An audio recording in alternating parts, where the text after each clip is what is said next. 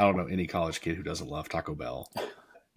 At my age now, I can't eat Taco Bell without regrets. But in college, Taco Bell's it. And I loved the Taco Bell down the road from the school closed at 2 a.m. And so it was like 1:40 in the morning. And guys would walk down the hallway like, Taco Bell run, banging on doors. And we would fit as many people as we could usually legally fit into my car or somebody else's car. And they would make us go through the drive-through like twice because they would only accept two orders, like two Wow. separate orders at once. And so we would have to go through the drive-through. Oh, like because 3 at a everybody was time. paying on their own. Because everybody paid. Yeah, we were stupid and we didn't just Yeah. pull our cash together,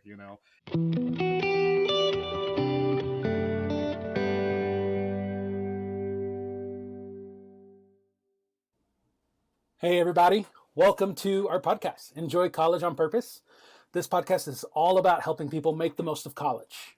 I'm your host. My name is Ish, and I'm actually a traveling speaker who spends a lot of time on college campuses with college students. And there's one thing I know about them is that they're busy.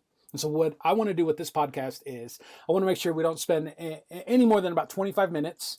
And in that 25 minutes, I've brought a friend, a guest, and we're going to talk a little bit about their background, what they're into these days, and what their favorite memories in college were.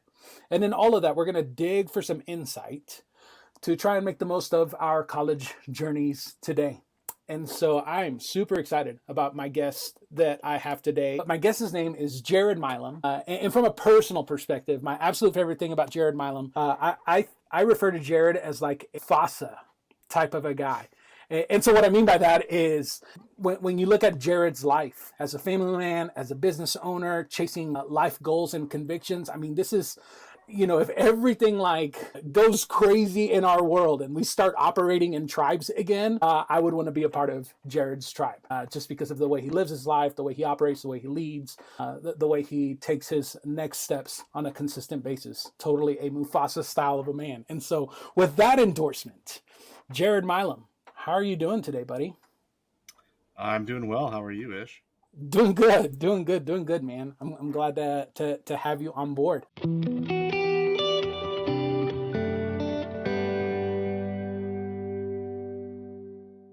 One of the first things that we ask all of our guests when they come into the podcast is we give them about a minute or so, and we literally ask, just brag about yourself. Just take a minute or so and brag about yourself. Sure. So married, got 3 kids, 9, 7, and 4. Live in the DFW area, but I've been here for quite some time since college, with a short stint back in Houston. Now I am a business owner, entrepreneur. Actually own, I think technically 3 businesses with my business partner, and we essentially write estimates for insurance losses. It's not very, I'll be honest, it's not very sexy, but it's what we do, and it pays the bills and some. And so we do pretty good. We started the business a couple years ago, and man, life has been good, and it allows me to do what it is that I'm really passionate about.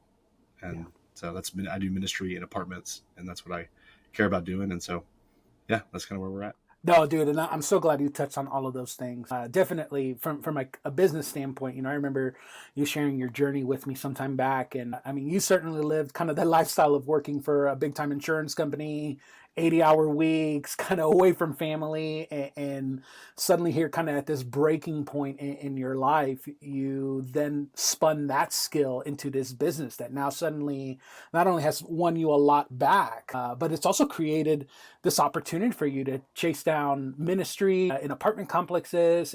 Because ultimately, what I know about you is you're a person of conviction and character. One of the phrases I like to say all the time is, "We work to live, not live to work." And you're certainly doing that. You are leveraging your professional circumstances to amplify all of these other things that you're a part of. So I'm glad that you touched into that. And yet at the same time, before all of that, you had a college experience yourself. You went to college, did that whole deal. And so take a minute or so and tell me about what did college look like for you, Jared? Well, I did the community college out of the gate route, because college was freaking expensive.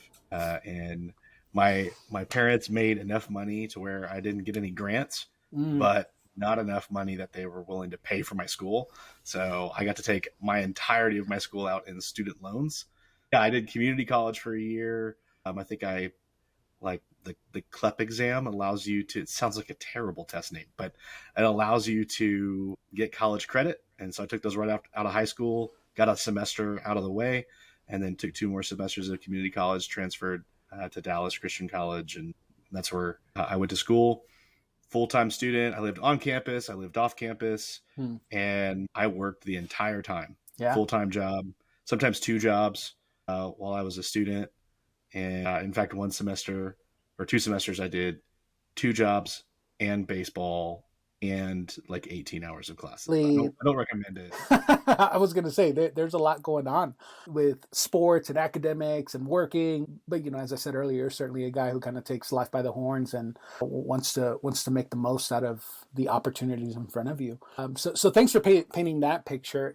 And you alluded to this a little bit in your community college experience and even before that. But tell me a little bit, spend a minute or so telling me about where you came from. You know, are you a big city kid, small city kid, big family, small family? Just kind of paint a picture of, you know, what did Jared's life look like prior to starting community college? Sure. I grew up in the Houston area. Go Stros. Woot woot. Sorry for all you other baseball sports fans out there. I'm going to have to edit that out at some point. Yeah, you'll get a bunch of boos. Nobody will like your podcast anymore. I grew up in suburbia, Katy, Texas, outside of Houston. If you're from Texas and you like football, high school football, you'll know Katy football for sure. But I did not go to Katy High School. I went to the one down the road. Grew up in a family of 5, so nothing major, you know, middle class. I mean, I got to watch my parents work from like making. My dad started a company making like 20 grand a year, and then got promoted to like making 6 figures and busted his butt to provide for us. So, you know, yeah, that's kind of my upbringing.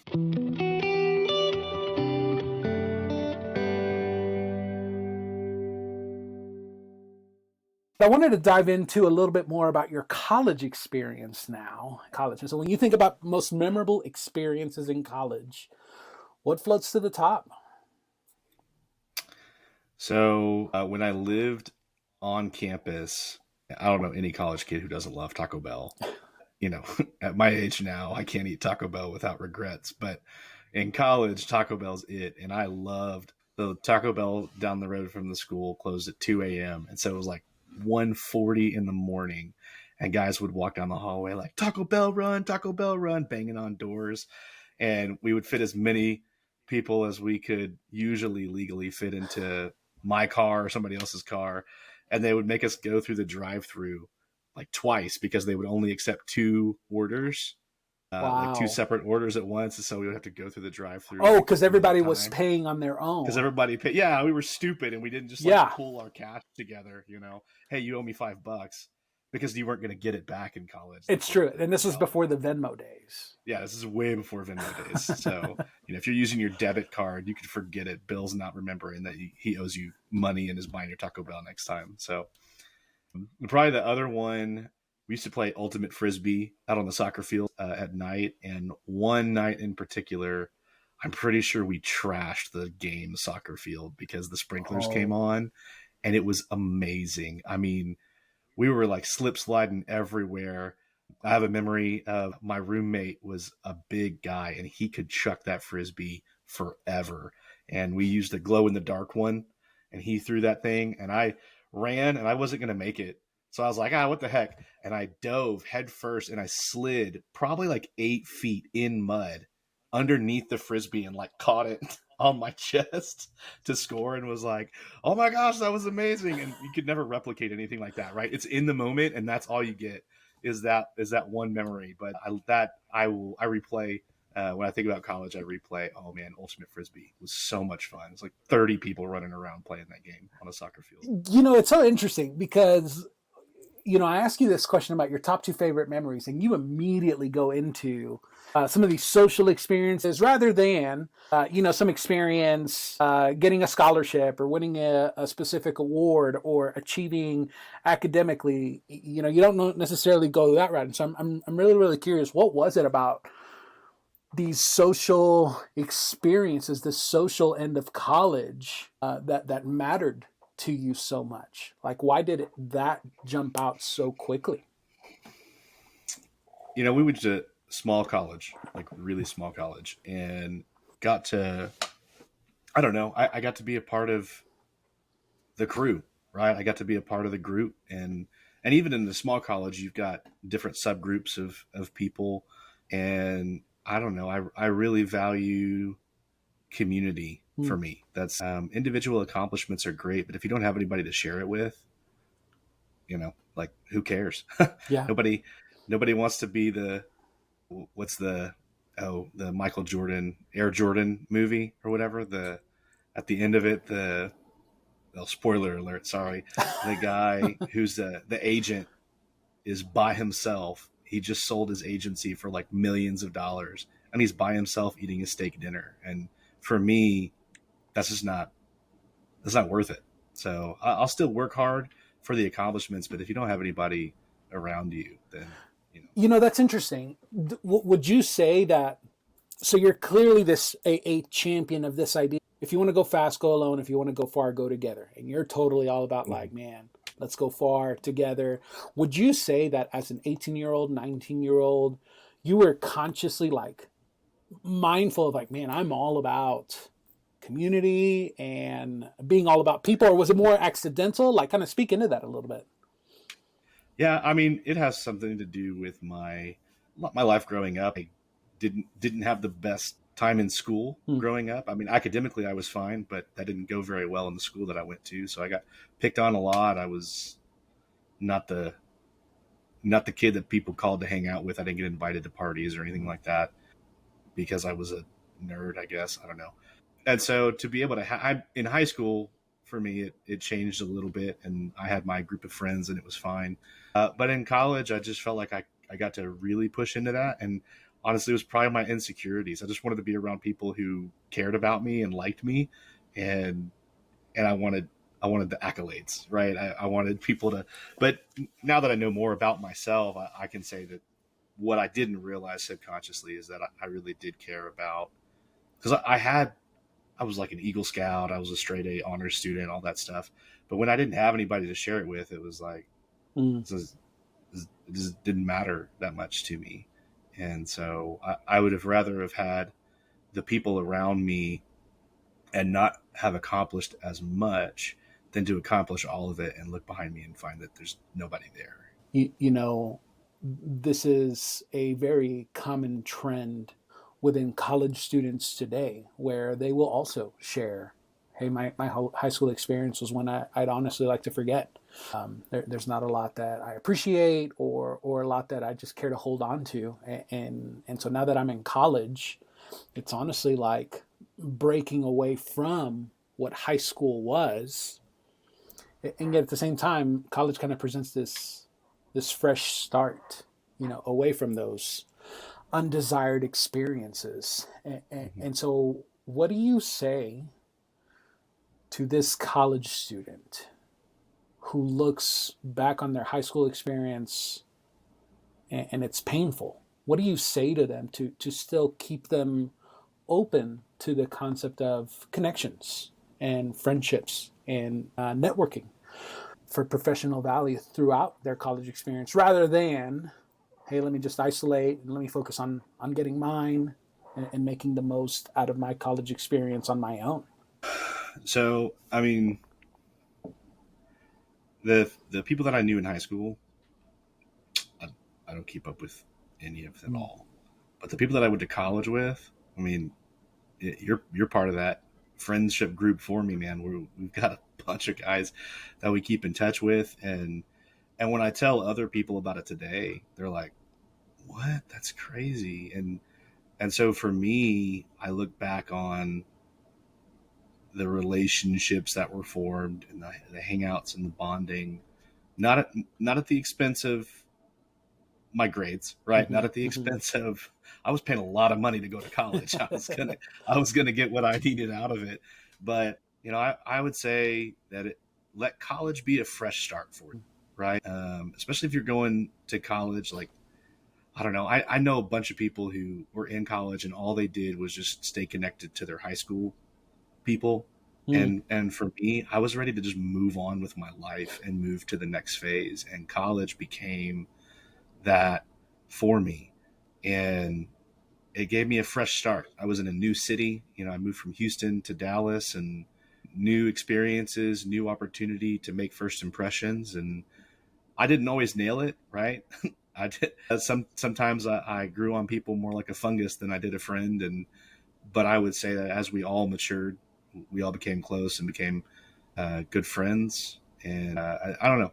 Look at it as a fresh start, a fresh opportunity to I don't want to say reinvent yourself, but to not be held back by who people thought you were or who you used to be, the people that knew you growing up. yeah. No, and that's so good. I really love this idea of, don't necessarily let college be something that inherits whatever terrible experience you came out of, either in high school or growing up or whatever happened before college. Find a way, look for opportunities to let that be that, but then capitalize on this fresh start.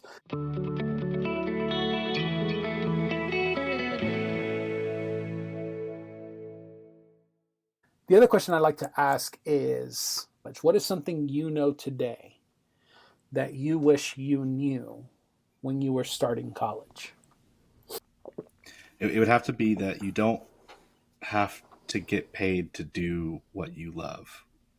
I think most of us, in my generation at least, we all heard do what you love and get paid to do what you love, right? The reality is what you love probably doesn't pay that much. And even if it does, it sucks the joy out of doing what you love. When you are doing it to try to put food on the table, especially when you get married and you start having kids and you're responsible for like actual human beings running around this earth, like it gets really difficult. And instead of getting to do the thing that you love so much because you love it, now it's an obligation. Mm. And I graduated with a degree that I don't professionally use anymore, and I had to go get a job in the insurance world, like 7 years after college. To I didn't want to be an insurance adjuster, but it was the opportunity in front of me. But I was able to take that experience and leave the insurance world and start my own business with my business partner. And now he and I use the freedom that we've gained from that to be able to do what it is that we care about. And so don't get trapped into this idea that you are what you get paid to do. Mm. I don't Yeah. I love what the ministry that we do in the apartments. I really care passionately about that. I don't love my job. Somebody asked me, do you love your job? I was like, I mean, I don't know. I came to this point that like a job is a job. And you know what? The reason I like my job is because it allows me to do what I actually want to do Mm-hmm. instead of letting that define who I am and what I am. It is what it is. I work hard at it to provide for my family, and that way I get to go do what I actually care about doing. That's Yeah. being a dad, being a husband, and doing the apartment ministry that we do. So Yeah. No, I love that because I can remember when I was 18, 19 years old looking to go to college, there was already this insurmountable pressure just to get the get the degree right. Like, what am I doing for the rest of my life? What do I go study? What school do I go to? Right. So those are already such heavy questions. And then suddenly, we grew up in the same generation where everyone just kept saying, like, just do what you love and get paid for it, and life is going to be awesome. It's like I love the idea. It sounds amazing, and yet at the same sounds time, when great. when it doesn't deliver, then suddenly you're kind of in a spot where you're like, wow, what do I do next? And so for college students today, just to be free to hear this idea of like you don't have to get paid for what you love. You don't have to find your identity in your job, in your degree, in your career. At the end of the day, you can still live a life where you live out your passions and your convictions and your values, and you can leverage your professional circumstances Yeah. to support that. I know for me, before doing this whole speaking thing, I got into database administration, Salesforce specifically. And listen, like I like it. I'm good at it. But database administration it's not sexy. It just isn't. It takes a lot of. Nor is insurance adjusting. So Yeah. I mean, it takes a lot of effort to keep up with the continuing education and maintaining your certifications. Like, I can't just turn it on like I would turn on a football game and instantly be like engaged and passionate. It does take an adjustment. And yet at the same time, because in my life, I know, man, I know my why in life. You know, I know what the goals and desires and convictions of my life are. And I know the role that my job in Salesforce plays to support those things. Man, that's another way to look at life. And so I really, really appreciate you weighing in on that. Jared, if any of our listeners want to reach out and connect with you, what's the best place to do that? Any kind of a preferred social media handle that you have people reach out to, or an email address? Yeah, they can email me at jared@theestimateguys.com. That's my business email. I'll be happy to reach out to you on there, or talk to you via email. That's fine. Awesome. Well, Jared, thank you so much for jumping on the podcast. Thanks for sharing your insight today. We really, really appreciate that. Yeah, thanks for having me, man. Yeah, and to everybody listening, thanks for hanging out with us today on our podcast. Enjoy College on Purpose. I want to leave you with one big request that would be monumentally helpful for us. If today's episode was valuable for you, would you please leave a rating and a comment there on the platform that you're listening to this episode on? This would be very helpful to us as we spread the word. And so thanks again for listening, and we will see you next time.